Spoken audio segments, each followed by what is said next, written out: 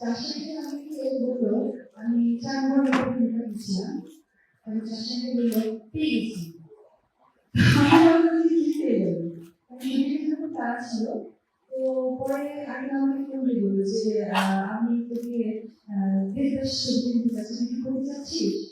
তো এটা আমার কাছে একটা আকাশ শুরু করতে চাইল না হলো, কারণ সেই ছোটবেলা থেকে আমার বাবা মা আমার থেকে এই দেবদাস ছবিটি আমি যেটাকে কাজ করতে পারবো, তারপর আমার পারবো কি এটা আমার ভালো লাগছিল না। সেই জন্য আঙ্কেলকে আমি আঙ্কেলের কাছে চালাবো। আর আমি সবার কাছে একটাই দোয়া চাইবো যে আমি এত বড় একটা ক্যারেক্টার করছি, আপনারা দোয়া করবেন যাতে আমি ভালো করতে পারি। এই দোয়াটা শেষ করছি।